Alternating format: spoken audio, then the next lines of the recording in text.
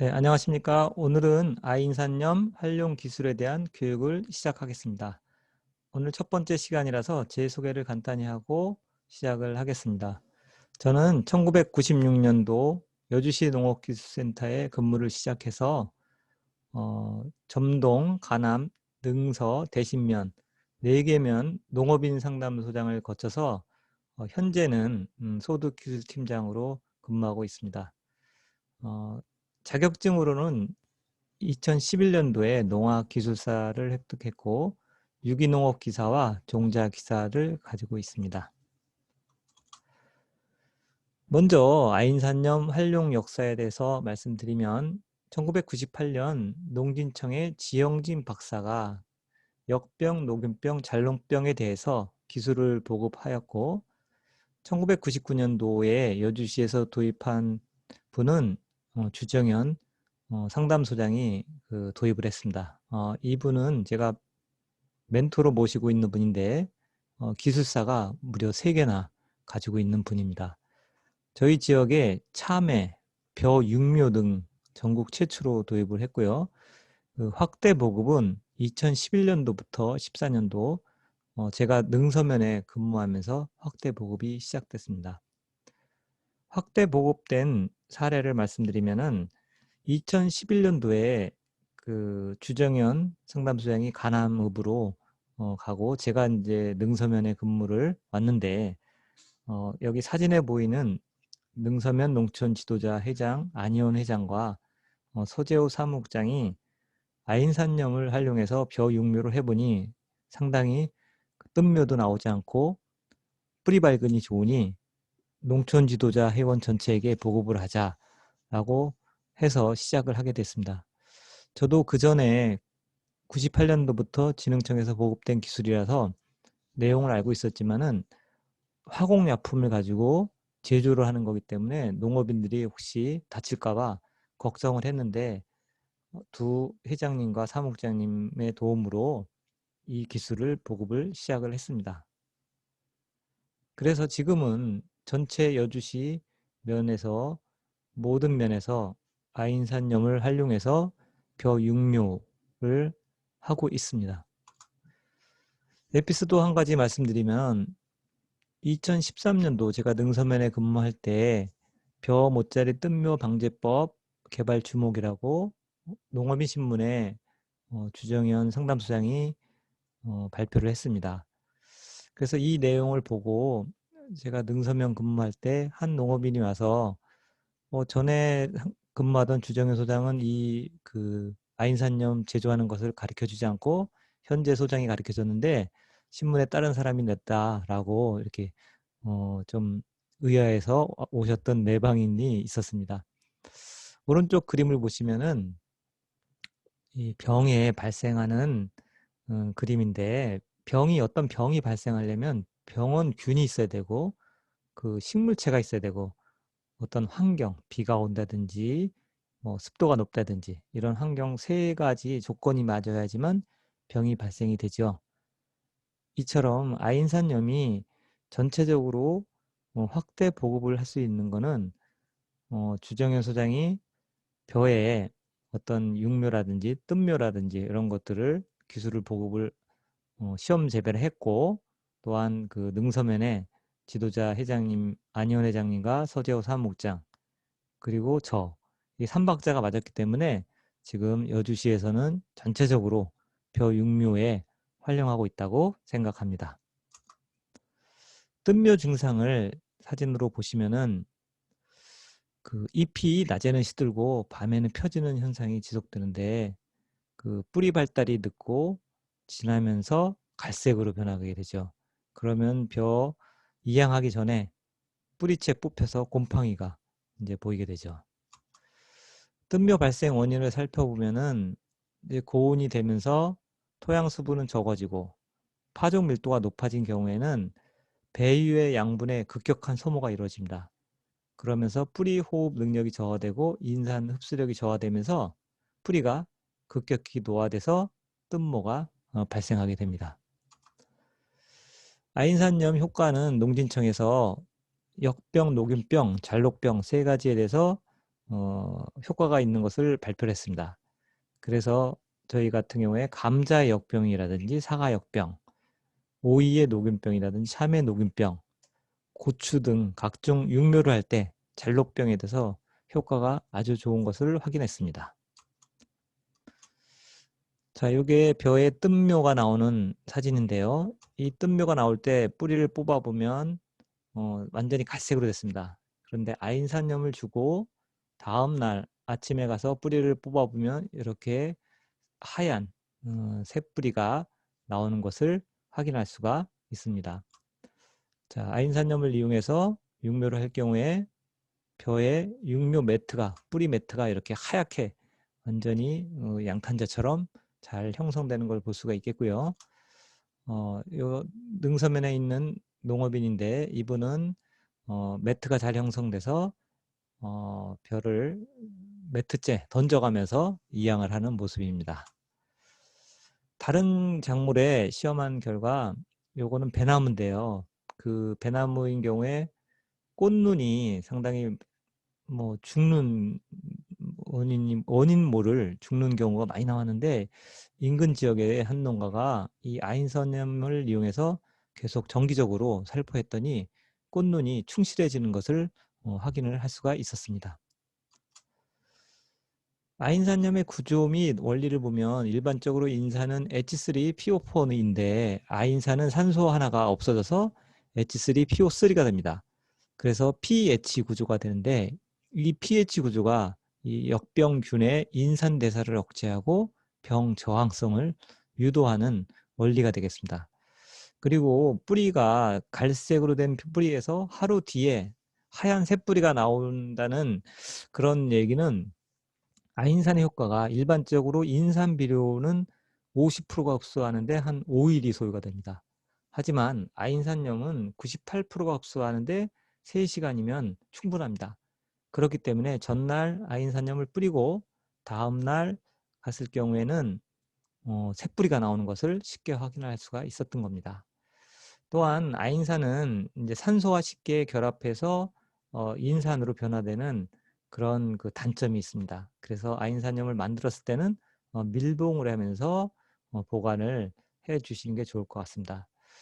제가 지난해 대신면에 근무할 때 그 아인산염을 제조를 해 놓고 사용을 하는데 큰 효과를 못 본다. 이런 민원인들이 좀 여러 분 계셨어요. 그래서 원인이 뭘까 계속 고민해 봤더니 그분들은 아인산염을 제조를 해 갖고 오픈, 그러니까 공기하고 다 그냥 통하게끔 큰 통에다가 만들어 놓고 사용을 하고 계셨어요. 그리고 그분들은 아인산염을 제조할 때 이제 앞으로 말씀드리겠지만은 아인산과 수산화칼륨 넣는 비율이 조금 다른데 동량을 넣게 됐어요. 동량을 넣었을 때는 pH가 중성으로 됩니다. 그래서 두 가지 원인 때문에 이 아인산염에 효과가 없었던 것으로 판단이 됩니다. 자, 이제 직접 희석 방법. 이게 제일 좋은데 아인산염하고 수산화칼륨은 강산과 강알칼리입니다. 그렇기 때문에 항상 고무장갑을 끼고 항상 조심하고 유독가스가 나오기 때문에 야외에서 만들어야 됩니다. 그래서 직접 희석해서 바로 사용할 경우에 가장 좋은데 처음에 물을 8알 정도 채우고 아인산을 넣고 잘 저었고 그 다음에 수산화칼륨을 천천히 넣으면 됩니다. 그래서 여기 보시면은 물 한 말 기준으로는 생육중기에 아인산 20g, 그 다음에 수산화칼륨 18g 이렇게 넣으시면은 됩니다. 그런데 요게 그 매번 사용할 때마다 고무장갑 끼고 야외에서 주위에서 마스크 쓰고 만들기가 좀 불편하기 때문에 다음과 같은 방법을 알려드립니다. 그 농축액을 한번 제조해 놓고 농축액을 밀봉을 해 놓고 창고에 보관하다가 계속 따라 쓰면은 제조된 아인산염은 pH가 약 한 5.7 정도 약산성이기 때문에 그냥 손에 만져도 큰 피해가 없습니다. 그래서 이 농축액을 제조해서 사용하는 방법을 알려드리겠습니다. 물을 15리터 정도 채우고 아인산은 2kg 정도 넣고 잘 저었습니다. 그럼 바로 녹습니다. 그리고 그 다음이 이제 수산화칼륨은 1.8kg, 약 한 200g 정도 적게 넣는 겁니다. 이렇게 수산화칼륨을 넣고 천천히 넣으셔야 됩니다. 수산화칼륨을 넣을 때는 이 유독가스도 나오고 한 번에 1.8kg를 한 번에 다 넣으시면은 이 폭발을 합니다. 그렇기 때문에 반드시 천천히 다 넣은 다음에 마지막에 물을 채워서 20리터를 만들게 됩니다. 여기 보시면은 아인산염은 이렇게 그 화공약품에 포스포러스 엑시드 이렇게 써 있고요. 수산화칼륨은 포타슘 하이드록사이드 이렇게 해서 써 있어요. 그래서 한글로도 이렇게 써 있습니다. 그렇기 때문에 이 아인산과 수산화칼륨 요거는 강산, 하나는 강알칼리. 요게 그 화공약품이 주의해야 됩니다. 그래서 사용하고 남은 그런 그 화공약품은 반드시 잘 밀봉을 해갖고 손에 닿지 않는 창고에다가 잘 보관을 하셔야 됩니다. 제가 전에 이것을 많이 보급을 할 때 조금 이 보관 방법을 제대로 하지 않은 분이 그냥 일반 창고에다가 아인산을 그냥 뭐 봉하지도 않고 그냥 열어놨더니 보통 비가 오는 날 많이들 비료를 많이 뿌리시잖아요. 그랬더니 그 비가 오는 날 비료 뿌릴 때 이게 비료인 줄 알고 이제 어떤 이장님의 어머님께서는 잘 이제 연세도 많으시니까 비료 부대도 잘 안 보이고 하니까 이거를 그냥 비료인 줄 알고 손으로 텃밭에다가 막 뿌렸어요. 아인산은 보시다시피 그 유안하고 입자가 거의 비슷해요. 똑같아요. 그래서 유안처럼 하얀색이고 그러다 보니까 어떻게 되겠어요? 뭐 작물은 당연히 말할 것 없이 강산을 뿌리면은 다 타버리죠. 다 타버리고 그 다음에 그 뿌리신 어머님은 손이 어떻게 되겠어요? 강산을 그냥 맨손으로 만졌으니까 손에 그 화상을 입게 되잖아요. 그래서 병원 가서 이렇게 치료를 받았던 그런 예가 있습니다. 그래서 꼭 그 주의사항 이거를 반드시 좀 지켜갖고 제조해 놓고 제조된 거는 손으로 만져도 괜찮습니다. 그래서 그 제조된 거는 이 물처럼 생겼으니까 꼭 그 아인산염이라고 통에다 꼭 써놓고 이렇게 해서 주의해서 그 활용하시면 그 모든 작물에서 상당히 효과적으로 이용을 할 수가 있겠습니다. 자, 이 농축액을 이제 사용할 때는 연면 살포 방법은 일반적으로 생육 초기에는 물 20리터에 200ml.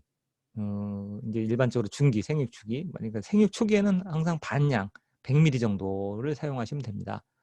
그래서 이렇게 사용하시고 기본적으로 이제 과수에서는 특히 이제 그 연면 살포할 경우에는 4월 달에 개화하기 전에 꽃눈이 충실히 필 수 있게끔 이렇게 꽃이 잘 피게끔 4월 상순에도 뿌려주면 좋겠고요.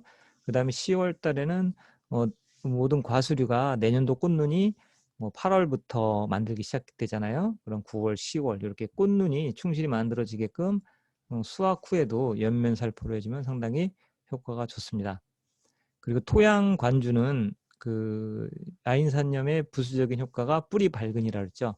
이 뿌리 발근이 상당히 효과가 좋기 때문에 봄철 뿌리가 한참 잘 나오기 시작하는 3월부터 4월, 5월 이때 관수를 할 때 아인산염을 같이 관주를 해주면은 뿌리 발육이 좋고요. 일반적으로 과수에서는 또 그 가을에도 뿌리가 나오죠. 그래서 여름철에는 뿌리 생장이 잠깐 멈췄다가 9월부터 가을 뿌리가 나오는데 이때 토양에 관주를 해주면은 뿌리가 발육이 좋아서 식물체가 튼튼합니다. 과수 쪽에서 뿌리 밝은 쪽에 그 아인산염을 활용한 사례를 잠깐 말씀드리면은 옥천에 한 묘목을 생산해서 판매하는 농업인이 제 교육을 듣고서 묘목을 키울 때마다 이 아인산염을 가지고 삽목을 한다든지 여러 가지 그 묘목을 다양하게 키우잖아요. 그때 꼭 물을 줄 때 이 아인산염을 같이 관주를 해서 사용을 하더니 상당히 그 묘목의 뿌리가 잘 발근이 된다는 것을 확인했다고 이렇게 말씀을 하셨습니다. 아인산염을 또 다른 쪽으로 이용하는 게 그 서리 피해. 최근에 지난해 같은 경우에 서리 피해가 상당히 심했죠. 그래서 서리 피해가 심해서 배도 제대로 착과가 안 돼서 뭐 전국적으로 배가 뭐 생산량이 50% 정도 막 생산량이 줄은 그런 사례가 있잖아요. 그래서 이제 그 서리 피해에 대해서 한번 활용을 해봤는데 일반적으로 꽃이 피었을 때 마이너스 2도씨 이하에서 한 30분 이상만 경과되면은 서리 피해를 받게 되죠. 그래서 이렇게 그 벚꽃이 활짝 핀 다음에 일반적으로 뭐 백꽃이 피고 다른 꽃들이 피는데, 이때 꼭 뭐 영하 2도 이하로 30분 이상 경과될 경우에는 이 서리 피해가 상당히 많은 게 최근 기상입니다. 그래서 일반적으로 뭐 포구 시스템이나 스프링클러를 설치하는 게 가장 좋은데, 이런 방법들은 이제 상당한 비용이 들어가기 때문에 뭐 연소법이라든지 뭐 이런 방법들을 일부 이용을 합니다. 그리고 쉽게는 대사활성제를 또 그 농가들이 많이 구입해서 사용하는데, 일반적으로 제품화된 대사활성제보다는 지금 말씀드린 아인산염과 아미노산제, 아미노산제의 붕산, 요 세 가지를 섞어서 사용하시면은 시중에서 판매되는 대사활성제 정도의 효과는 충분히 볼 수 있다고 생각됩니다. 지난해 그 서리 피해가 좀 많이 왔을 때 그 봄에 이제 꽃잔디에다가 시험적으로 일부를 요 아인산염, 아미노산, 붕산 요거 세 가지 대사활성제를 섞은 것을 살포를 했더니 요거를 살포한 데는 꽃잔디가 꽃이 서리 피해를 받지 않고 괜찮고, 뿌리지 않은 것은 서리 피해를 받는 것으로 봐서는 어느 정도 효과가 있다고 생각됩니다. 지난해 이제 배 과수원에도 요걸 만들어서 살포를 했는데, 실질적으로 워낙 그 서리 피해가 심하다 보니까 배 과수원에서는 사실상 어느 정도 효과가 있는지 규명을 하지 못했어요. 그렇지만은 일반적으로 대사활성제를 제품을 사서 구입하는 것보다는 이 아인산염을 활용해서 상해 서리 피해 꽃 피기 전에 한번 살포하시는 것을 권장해 드립니다. 자, 이거는 이제 그 시설로 포구 시스템으로 하는 거고, 이건 방사팬으로 서리 피해를 방지하는 그런 시설이죠. 자, 오늘 교육한 내용을 정리를 해보겠습니다. 자, 오늘 교육한 내용은 비용도 적게 들면서 효율이 높은 아인산염 활용 기술에 대해서 교육을 했는데, 이 효과는 잔류병, 녹균병, 역병, 요거는 농진청에서 발표했다 그랬죠. 요 가지 세 가지 병에 대해서는 그런 그 효과가 있었고요. 부수적으로 저희 여주시에서 벼뜬모, 그 다음에 뿌리 발근, 그 다음에 꽃눈 분화, 냉해 예방, 이러한 효과까지 있다. 이렇게 말씀을 드렸습니다.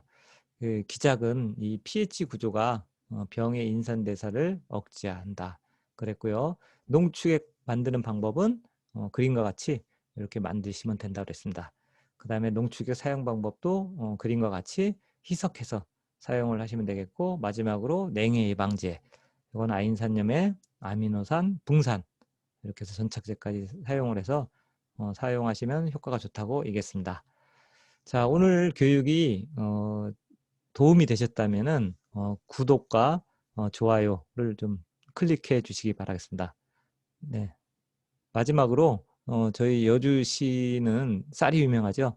이 벼를 가지고 이렇게 그림을 그린 겁니다. 네. 감사합니다.